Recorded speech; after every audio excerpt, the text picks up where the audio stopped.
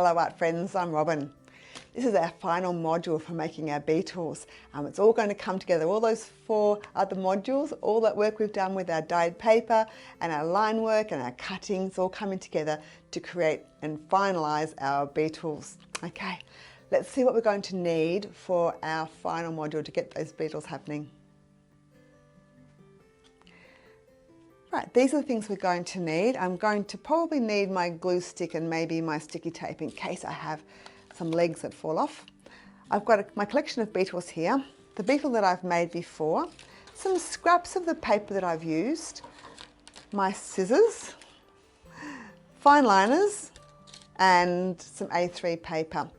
Also, what I've got here, which I might use later on to give you an idea of how to present your beetles, I've got some green paper that I've used my food dye on to create just a nice wash. So we're going to use that later on. But first of all, we've got some our A3 paper as well. So we've got here's our beetle, and there he is. And I really like him. I've made this one quite big so you can see how to do it, because it's so tiny. Some of the tiny ones it's a bit hard to see. And this one in particular was very, very fine. I've sat there with my scissors and done a fine job with that one. But to show you and to make it easier for you to see, I've made this one quite big.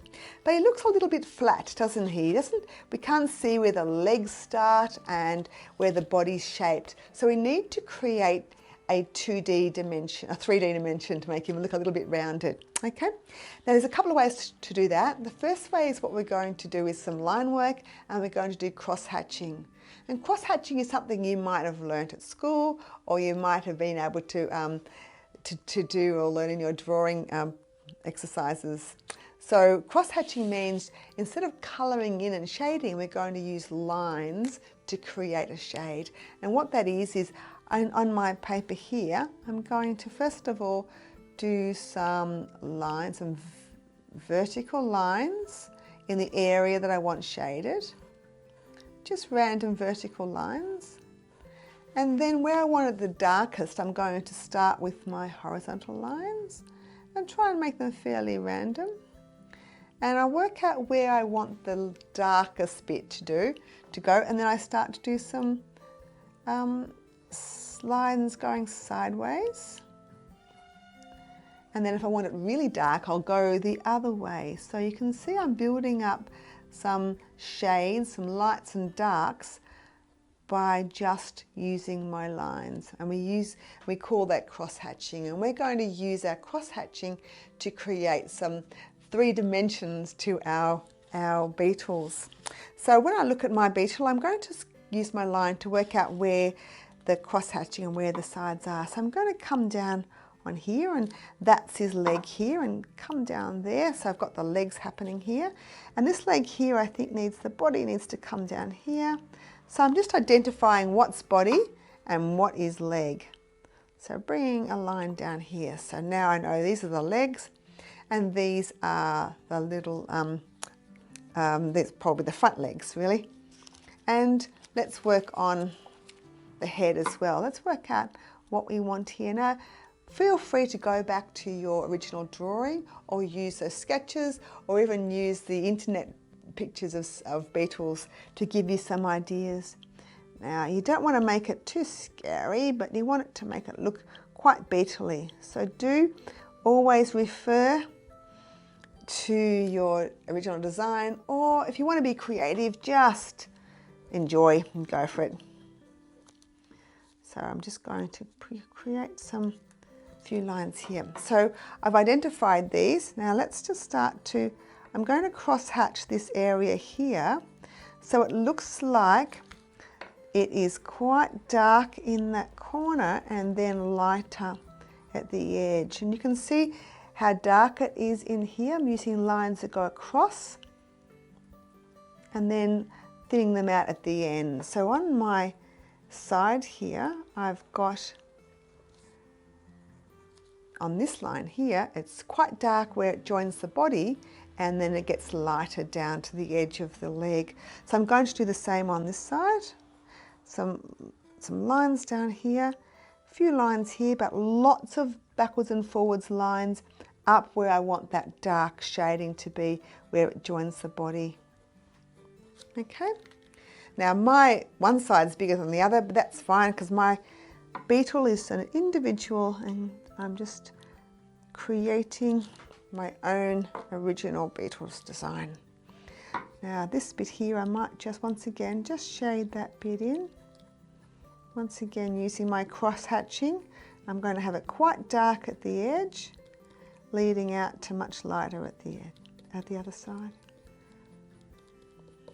Same with this one, lots of lines going down.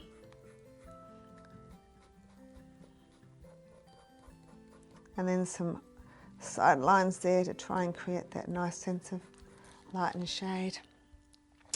Down here I'm going to identify them. So as I'm working, I want you to look at your beetle. I want you to identify the parts that you want to highlight and to create that sort of 3D effect. And so I'm going to give you a couple of minutes. You can join with me and watch me, or you can press pause and work on your own.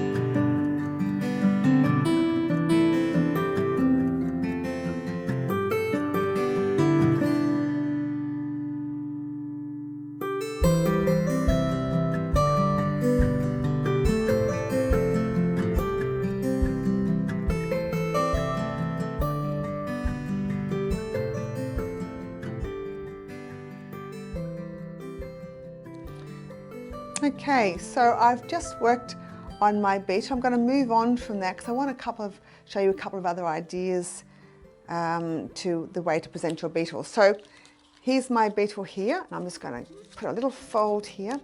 Now when you go to present your beetle, you need to then keep working on those legs, folding backwards and forwards so that you're creating a three-dimensional effect.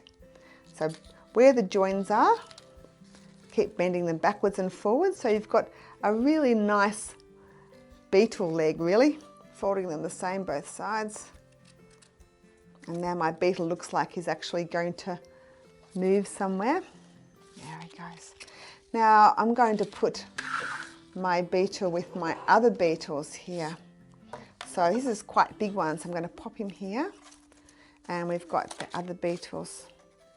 Let's squash them all up. A long time ago, before we had lots of internet and books, people used to collect beetles and then unfortunately put a big needle or a big pin in them and display them on boards, and people would go to museums and check out and draw them and look at them and observe them, but we're lucky we don't have to, fortunately, put pins in beetles anymore. This little one here I'm going to use, so there's my beetle there that we've made. I'll pop those away. And we've got a few minutes. I'm just going to show you another way of presenting your beetle. And this was the paper that we made, that I made before using the food dye. And I'm just going to cut out a couple of little leaves using my green dye. So you might want to, instead of putting them on a board, you might want to create a little environment for your beetle to live in.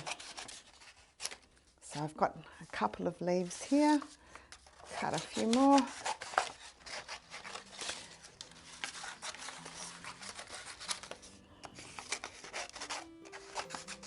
Right. So here is our little beetle. I might use my Fineliner to do a couple of veins to make them look very beetle-y, very leafy.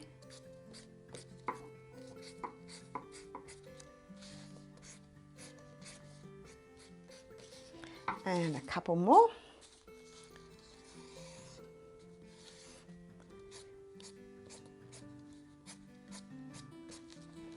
There's a few. And let's put our pieces together. I'm going to use maybe a bit of sticky tape for that. Tiny bit of tape to join our leaves together.